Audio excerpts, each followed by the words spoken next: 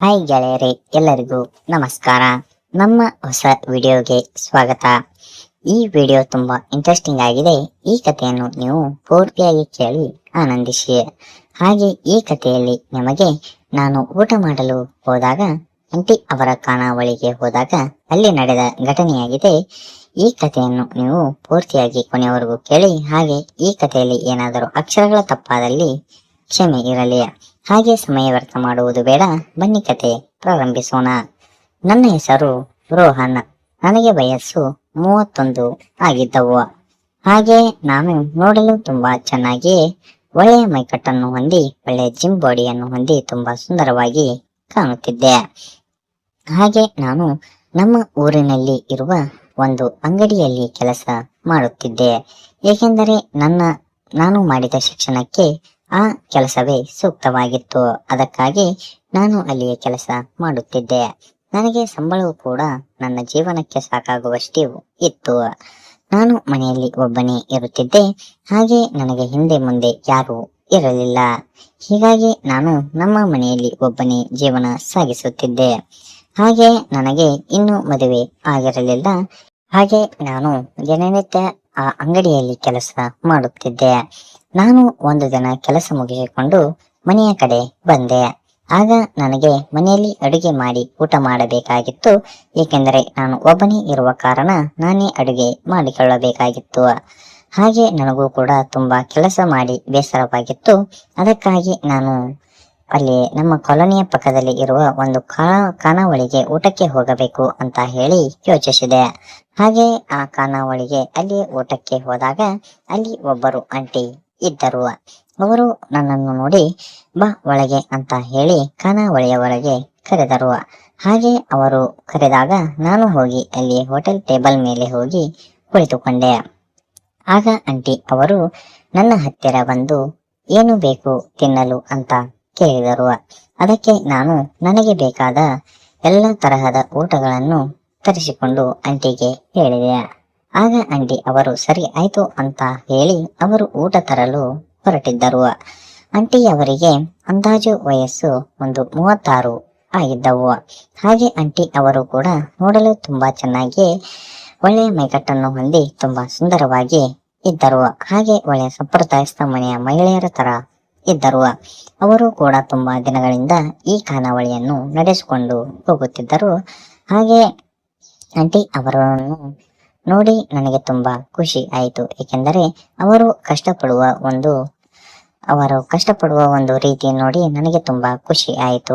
ನಂತರ ಆಂಟಿ ಅವರು ನನಗೆ ಊಟಕ್ಕೆ ತಂದು ಕೊಟ್ಟರು, ನನ್ನ ಮುಂದೆ ಇಟ್ಟರು. ಆಂಟಿ ಅವರು ಊಟ ಇಡುವಾಗ ನನಗೆ ಅಲ್ಲಿ ಒಂದು ವಸ್ತುವಿನ ಪರಿಚಯವಾಯಿತು. ಅದೇನೆಂದರೆ ಆಂಟಿ ಅವರು ಬೆಳೆಸಿದ ಗಿಡದಲ್ಲಿ ಇರುವ ಮಾವಿನ ಹಣ್ಣುಗಳು ನನಗೆ ಪರಿಚಯವಾದವು. ಹಾಗೆ ಆ ಮಾವಿನ ಹಣ್ಣುಗಳು ತುಂಬಾ ಚೆನ್ನಾಗಿ ಇದ್ದವು. ಹಾಗೆ ನಾನು ಆ ರೀತಿಯ ಮಾವಿನ ಹಣ್ಣುಗಳನ್ನು ಮೊದಲ ಬಾರಿಗೆ ನೋಡುತ್ತಿದ್ದ ಕಾರಣ ಹಾಗೆ ಆ ಮಾವಿನ ಹಣ್ಣುಗಳು ತುಂಬಾ ದಪ್ಪವಾಗಿದ್ದವು. ಹಾಗೆ ತುಂಬಾ ರಸಭರಿತವಾಗಿದ್ದವು. ನಾನು ಆ ರೀತಿಯ ಮಾವಿನ ಹಣ್ಣುಗಳನ್ನು ಮೊದಲ ಬಾರಿಗೆ ನೋಡುತ್ತಿದ್ದ ಕಾರಣ ನನಗೂ ಕೂಡ ತುಂಬಾ ಖುಷಿ ಆಯಿತು. ಹಾಗೆ ಆಂಟಿ ಅವರು ಬೆಳೆಸಿದ ಗಿಡದಲ್ಲಿ ಇರುವ ಮಾವಿನ ಹಣ್ಣುಗಳು ತುಂಬಾ ಟೇಸ್ಟಿಯಾಗಿ ಇದ್ದವು ಅಂತ ನನಗೆ ಅನಿಸಿತು. ನಂತರ ನಾನು ಆ ಮಾವಿನಕಾಯಿಗಳನ್ನು ನೆನೆಯುತ್ತಾ ನಾನು ಊಟ ಮಾಡುತ್ತಾ ಕುಳಿತಿದ್ದೆ. ಹಾಗೆ ಆಂಟಿ ಅವರು ಅವರ ಕೆಲಸವನ್ನು ಮಾಡುತ್ತಿದ್ದರು. ನಂತರ ನನಗೆ ಆ ಮಾವಿನ ಹಣ್ಣುಗಳು ಹೇಗೆ ಪಡೆದುಕೊಳ್ಳಬೇಕು ಅಂತ ಹೇಳಿ ಯೋಚಿಸಿದೆ. ಹಾಗೆ ಆ ಗಿಡದಲ್ಲಿ ಇರುವ ಮಾವಿನ ಹಣ್ಣುಗಳು ತುಂಬಾ ಟೇಸ್ಟಿಯಾಗಿ ಇದ್ದವು. ಆ ಹಣ್ಣುಗಳನ್ನು ಹೇಗೆ ಯೋಚಿಸಿದೆ ಹಾಗೆ ಕುಳಿತುಕೊಂಡೆ. ನಂತರ ನಾನು ನಿಧಾನವಾಗಿ ಊಟ ಮಾಡುತ್ತಾ ಆಂಟಿ ಅವರಿಗೆ ನಾನು ಸಾಂಬಾರು ತೆಗೆದುಕೊಂಡು ಬನ್ನಿ ಅಂತ ಕೇಳಿ ಕರೆದೆ. ಆದಾಗ ಆಂಟಿ ಸಾಂಬಾರನ್ನು ತೆಗೆದುಕೊಂಡು ಬಂದು ನನ್ನ ಮುಂದೆ ಇಟ್ಟರು. ಹಾಗೆ ತೆಗೆದುಕೊಂಡು ಬಂದು ನನಗೆ ಬಡಿಸಿದಾಗ ನನಗೆ ಬಡಿಸುವ ಸಮಯದಲ್ಲಿ ಮತ್ತೆ ಆಂಟಿ ಅವರು ಬೆಳೆಸಿದ ಗಿಡದಲ್ಲಿ ಇರುವ ಮಾವಿನ ಹಣ್ಣುಗಳು ಮತ್ತೆ ನನಗೆ ಪರಿಚಯವಾದವು. ಹಾಗೆ ಆ ಮಾವಿನ ಹಣ್ಣುಗಳನ್ನು ನೋಡಿ ನನಗೆ ತುಂಬಾ ಖುಷಿ ಆಯಿತು. ನಂತರ ನಾನು ನಿಧಾನವಾಗಿ ಊಟ ಮಾಡುತ್ತಾ ಹಾಗೆ ಮಾವಿನಕಾಯಿಗಳನ್ನು ನೆನೆಯುತ್ತಾ ಕುಳಿತುಕೊಂಡೆ. ಹಾಗೆ ಆಂಟಿ ಅವರ ಜೊತೆ ಅಲ್ಲಿಯೇ ಆಂಟಿ ಅವರು ಪಕ್ಕದಲ್ಲಿ ಕುಳಿತಿದ್ದರು. ಅವರ ಜೊತೆ ಮಾತನಾಡುತ್ತಾ ಕುಳಿತುಕೊಂಡೆ. ಹಾಗೆ ಆಂಟಿ ಅವರು ಅವರ ಜೀವನದಲ್ಲಿ ನಡೆದ ಎಲ್ಲ ರೀತಿಯ ಘಟನೆಗಳ ಬಗ್ಗೆ ನನ್ನ ಮುಂದೆ ಹೇಳಿದರು. ಹಾಗೆ ಆಂಟಿ ಅವರು ಕೂಡ ಅಲ್ಲಿಯೇ ಪಕ್ಕದಲ್ಲೇ ಇರುವ ಮನೆಯಲ್ಲಿ ಒಬ್ಬರೇ ಇರುತ್ತಿದ್ದರು. ಏಕೆಂದರೆ ಅವರ ಗಂಡ ತೀರಿ ಹೋಗಿ 4 ವರ್ಷ ಕಳೆದಿತ್ತು. ಹಾಗೆ ಅವರು ಗಂಡ ನಡೆಸಿಕೊಂಡು ಹೊಂಟಿದ್ದ ಖಾನಾವಳಿಯನ್ನು ಹಾಗೆ ಪುನಃ ಆಂಟಿ ಅವರು ನಡೆಸಿಕೊಂಡು ಹೋಗುತ್ತಿದ್ದರು. ಹಾಗೆ ನಾನು ಆಂಟಿ ಅವರಿಗೆ ಸಮಾಧಾನ ಮಾಡಿ ಧೈರ್ಯ ಹೇಳಿದೆ. ಏಕೆಂದರೆ ಅವರ ಜೀವನದಲ್ಲಿ ನಡೆದ ಎಲ್ಲ ರೀತಿಯ ಘಟನೆಗಳನ್ನು ಆಂಟಿ ಅವರು ನನ್ನ ಮುಂದೆ ಹೇಳಿದರು. ಹಾಗೆ ಅವರು ಹೇಳುವ ಸಮಯದಲ್ಲಿ ನನಗೂ ಕೂಡ ತುಂಬಾ ದುಃಖವಾಯಿತು. ಹಾಗೆ ಆಂಟಿ ಅವರು ಕೂಡ ದುಃಖದಿಂದ ಹೇಳಿಕೊಂಡರು. ಹಾಗೆ ನನಗೂ ಕೂಡ ತುಂಬಾ ಬೇಸರವಾಯಿತು. ಹಾಗೆ ನಿರಂತರ ಕಾಲ ಅರ್ಧ ಗಂಟೆಗಳ ಕಾಲ ನಾವು ಮಾತನಾಡುತ್ತಾ ನಾನು ಊಟ ಮಾಡುತ್ತಾ ಮಾತನಾಡಿದೆವು. ಹಾಗೆ ನಾನು ಆಂಟಿಗೆ ಸಮಾಧಾನ ಮಾಡಿ, ಇರಲಿ ಬಿಡಿ ಆಂಟಿ, ಜೀವನದಲ್ಲಿ ಈ ರೀತಿಯ ಘಟನೆಗಳು ಸಾಮಾನ್ಯವಾಗಿವೆ, ಹೀಗಾಗಿ ನೀವು ಧೈರ್ಯ ಕಳೆದುಕೊಳ್ಳಬೇಡಿ. ಏನು ಜೀವನದಲ್ಲಿ ಏನಾದರೂ ಬಂದರೆ ಅದನ್ನು ಎದುರಿಸುವ ಒಂದು ಛಲ ನಮ್ಮ ಹತ್ತಿರ ಇರಬೇಕು ಅಂತ ಹೇಳಿ ಆಂಟಿಗೆ ಧೈರ್ಯ ತುಂಬಿದೆ. ಅದಕ್ಕೆ ಆಂಟಿ ಸರಿ ಆಯ್ತು ಬಿಡು ಅಂತ ಹೇಳಿ ಅವರು ಕೂಡ ಸುಮ್ಮನೆ ಕುಳಿತುಕೊಂಡರು. ನಂತರ ನಾನು ಆಂಟಿಗೆ, ಆಂಟಿ, ನಿಮಗೆ ಏನಾದರೂ ಸಹಾಯ ಬೇಕಾದರೆ ನನಗೆ ಧಾರಾಳವಾಗಿ ಕೇಳಿ. ನಮ್ಮ ಮನೆ ಇಲ್ಲಿ ಪಕ್ಕದಲ್ಲಿ ಇರುವ ಒಂದು ಕಾಲೋನಿಯಲ್ಲಿ ಇದೆ. ನೀವು ಯಾವಾಗ ಬೇಕಾದರೂ ನನಗೆ ಸಹಾಯ ಕೇಳಬಹುದು ಅಂತ ಹೇಳಿದೆ. ಅದಕ್ಕೆ ಆಂಟಿಯು ಕೂಡ ಮುಗುಳ್ನಗುತ್ತಾ ಸರಿ ಆಯ್ತು ಬಿಡಪ್ಪ ಅಂತ ಹೇಳಿ ಕೇಳಿದರು. ನಾನು ಕೂಡ ಏನಾದರೂ ಸಹಾಯ ಬೇಕಾದರೆ ನಿಮಗೆ ಕೇಳುತ್ತೇನೆ ಅಂತ ಹೇಳಿದರು. ಅದಕ್ಕೆ ನಾನು ಊಟ ಮುಗಿಸಿಕೊಂಡು ಮನೆಯ ಕಡೆ ಹೋಗುತ್ತೇನೆ ಅಂತ ಹೇಳಿ ಆಂಟಿಗೆ ಹೇಳಿದೆ. ಆಗ ಆಂಟಿ ನನ್ನ ತಲೆಯಲ್ಲಿ ಒಂದು ವಿಚಾರ ಓಡಾಡುತ್ತಿತ್ತು. ಹಾಗೆ ಆ ಮಾವಿನ ಹಣ್ಣುಗಳೇ ನನ್ನ ತಲೆಯಲ್ಲಿ ಓಡಾಡುತ್ತಿದ್ದವು. ಹಾಗೆ ಆಂಟಿ ಅವರು ಕೂಡ ನನ್ನನ್ನು ಊಟ ಮುಗಿಸಿಕೊಂಡು ಕಳಿಸಿಕೊಟ್ಟರು. ನಂತರ ಆಂಟಿ ಮಾರನೇ ದಿನ ಅವರು ಖಾನಾವಳಿಯಲ್ಲಿ ರಾತ್ರಿ 9 ಗಂಟೆಗೆ ಗ್ಯಾಸ್ ಖಾಲಿಯಾಗಿತ್ತು ಅಂತ ಹೇಳಿ ನಮ್ಮ ಮನೆಯ ಕಡೆ ಬಂದರು. ನನಗೆ ಒಂದೆರಡು ಬಾರಿ ಹೋಗಿ ಕರೆದಾಗ ನಾನು ಹೊರಗೆ ಬಂದು ನೋಡಿದಾಗ ಆಂಟಿ ಅವರು ಇದ್ದರು. ಹಾಗೆ ಆಂಟಿ ಅವರಿಗೆ ಮನೆಯಲ್ಲಿ ಇರುವ ಗ್ಯಾಸ್ ಅನ್ನು ತೆಗೆದುಕೊಂಡು ಹೋಗಿ ಆಂಟಿ ಅವರ ಖಾನಾವಳಿಯಲ್ಲಿ ಇಟ್ಟು ಅದನ್ನು ಅವರಿಗೆ ಸ್ಟಾರ್ಟ್ ಮಾಡಿಕೊಟ್ಟು ಬರುವಾಗ ಆಂಟಿ ಅವರು ನನ್ನನ್ನು ಕರೆದರು. ಬಾ ಇಲ್ಲಿ ಅಂತ ಹೇಳಿದಾಗ ಅದಕ್ಕೆ ನಾನು ಏನು ಆಗಬೇಕಾಗಿತ್ತು ಆಂಟಿ ಅಂತ ಕೇಳಿದೆ. ಅದಕ್ಕೆ ಆಂಟಿ ಅವರು ನನ್ನನ್ನು ನೋಡಿ ಮುಗುಳ್ನಕ್ಕರು. ಅದಕ್ಕೆ ಆಂಟಿ ಅವರು ನನಗೆ, ನೀನು ನನಗೆ ಎಷ್ಟೊಂದು ಸಹಾಯ ಮಾಡುತ್ತಿದ್ದೀಯಾ, ಅದಕ್ಕಾಗಿ ನಾನು ಏನಾದರೂ ಸಹಾಯ ಮಾಡಬೇಕಲ್ಲ ಅಂತ ಆಂಟಿ ಹೇಳಿದರು. ಅದಕ್ಕೆ ನಾನು ಒಂದು ಕ್ಷಣ ನಿಂತು ಯೋಚಿಸಿದೆ. ಹಾಗೆ ನಾನು ಇರಲಿ ಬಿಡಿ ಆಂಟಿ, ಮುಂದೆ ಏನಾದರೂ ಸಹಾಯ ಮಾಡಿದರೆ ಆಯ್ತು ಅಂತ ಹೇಳಿದೆ.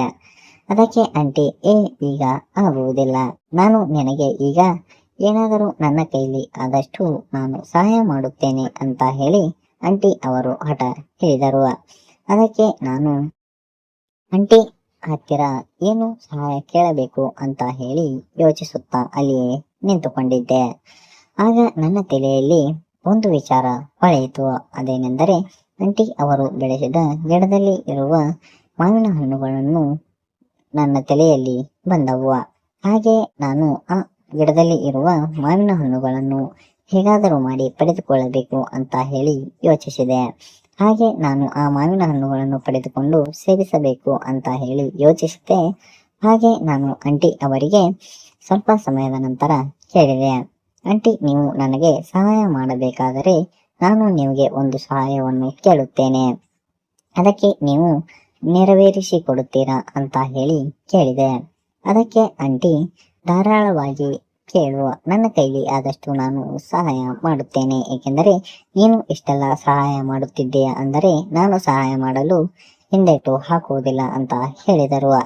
ಆಗ ಆಂಟಿ ನನಗೆ, ನೀವು ಬೆಳೆಸಿದ ಗಿಡದಲ್ಲಿ ಇರುವ ಮಾವಿನ ಹಣ್ಣುಗಳನ್ನು ಅಂದರೆ ನನಗೆ ತುಂಬಾ ಇಷ್ಟ, ನಾನು ಆ ರೀತಿಯ ಮಾವಿನ ಹಣ್ಣುಗಳನ್ನು ಯಾವತ್ತಿಗೂ ಸೇವಿಸಿಲ್ಲ, ಅದಕ್ಕಾಗಿ ನೀವು ಒಪ್ಪಿಗೆ ಕೊಟ್ಟರೆ ನಾನು ನೀವು ಬೆಳೆಸಿದ ಗಿಡದಲ್ಲಿ ಇರುವ ಮಾವಿನ ಹಣ್ಣುಗಳನ್ನು ಸೇವಿಸುತ್ತೇನೆ, ಹಾಗೆ ಸೇವಿಸಿ ನನ್ನ ಬಾಯಾರಿಕೆಯನ್ನು ತೀರಿಸಿಕೊಳ್ಳುತ್ತೇನೆ ಅಂತ ಹೇಳಿದೆ.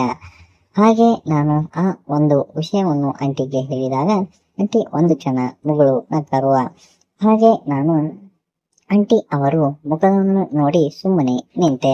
ನಂತರ ಆಂಟಿ ಒಂದು 5 ನಿಮಿಷಗಳ ಕಾಲ ಯೋಚಿಸಿ ಆಂಟಿ ಅವರು ಗಿಡದಲ್ಲಿ ಇರುವ ಮಾವಿನ ಹಣ್ಣುಗಳನ್ನು ಅಲ್ಲಿಯೇ ಇಟ್ಟು ನಾನೇನು ಮಾಡಲಿ, ಆ ಗಿಡದಲ್ಲಿ ಇರುವ ಮಾವಿನ ಹಣ್ಣುಗಳನ್ನು ನೀನಾದರೂ ತೆಗೆದುಕೊಂಡು ಸೇವಿಸುವ. ಹಾಗೆ ಆ ಮಾವಿನ ಹಣ್ಣುಗಳನ್ನು ಕೂಡ ಯಾರೂ ಕೂಡ ಸೇವಿಸಿಲ್ಲ, ಅದಕ್ಕಾಗಿ ಆ ಗಿಡದಲ್ಲಿ ಇರುವ ಮಾವಿನ ಹಣ್ಣುಗಳನ್ನು ನೀನು ತೆಗೆದುಕೊಂಡು ಸೇವಿಸು ಅಂತ ಹೇಳಿದರು. ಅದಕ್ಕೆ ನನಗೆ ತುಂಬಾ ಖುಷಿ ಆಯಿತು. ನಂತರ ನಾನು ಆಂಟಿಯ ಅವರು ಬೆಳೆಸಿದ ಮಾವಿನ ಗಿಡದಲ್ಲಿ ಇರುವ ಮಾವಿನ ಹಣ್ಣುಗಳನ್ನು ತೆಗೆದು ಕೊಟ್ಟರು. ಹಾಗೆ ಆ ಮಾವಿನ ಹಣ್ಣುಗಳನ್ನು ನಾನು ತೆಗೆದುಕೊಂಡು ಸೇವಿಸಲು ಪ್ರಾರಂಭಿಸಿದೆ. ಹಾಗೆ ನಾನು ಆ ಮಾವಿನ ಹಣ್ಣುಗಳನ್ನು ಒಂದೊಂದಾಗಿ ತೆಗೆದುಕೊಂಡು ಸೇವಿಸಿದೆ, ಏಕೆಂದರೆ ಆ ಮಾವಿನ ಹಣ್ಣುಗಳು ತುಂಬಾ ದಪ್ಪವಾಗಿದ್ದವು. ಹಾಗೆ ಆಂಟಿ ಅವರು ಕೂಡ ಮಾವಿನ ಹಣ್ಣುಗಳನ್ನು ತೆಗೆದುಕೋ ಅಂತ ಹೇಳಿ ಆ ಗಿಡದಲ್ಲಿ ಇರುವ ಮಾವಿನ ಹಣ್ಣುಗಳನ್ನು ತೆಗೆದುಕೊಟ್ಟು ಅವರು ಕೆಲಸ ಮಾಡುತ್ತಿದ್ದರು. ನಂತರ 10 ನಿಮಿಷಗಳ ಕಾಲ ಸೇವಿಸಿದ ನಂತರ ನನ್ನ ತಮ್ಮ ಎದ್ದು ನಿಂತ, ಏಕೆಂದರೆ ಅವನಿಗೂ ಕೂಡ ಮಾವಿನ ಹಣ್ಣುಗಳು ಅಂದರೆ ತುಂಬಾ ಇಷ್ಟ. ನಂತರ ನನ್ನ ತಮ್ಮನನ್ನು ಆಂಟಿ ಅವರಿಗೆ ಪರಿಚಯ ಮಾಡಿಕೊಟ್ಟು ನಂತರ ಆಂಟಿ ಅವರು ಬೆಳೆಸಿದ ಮಾವಿನ ಗಿಡದಲ್ಲಿ ಇರುವ ಆಟುಣಿಕೆ ವಸ್ತುವನ್ನು ನನ್ನ ತಮ್ಮನಿಗೆ ಆಟವಾಡಲು ನೀಡಿದ ಘಟನೆಯನ್ನು ಮುಂದಿನ ವಿಡಿಯೋದಲ್ಲಿ ನೋಡೋಣ. ಈ ವಿಡಿಯೋ ಇಷ್ಟವಾದಲ್ಲಿ ಲೈಕ್ ಮಾಡಿ, ಶೇರ್ ಮಾಡಿ, ಸಬ್ಸ್ಕ್ರೈಬ್ ಮಾಡಿ.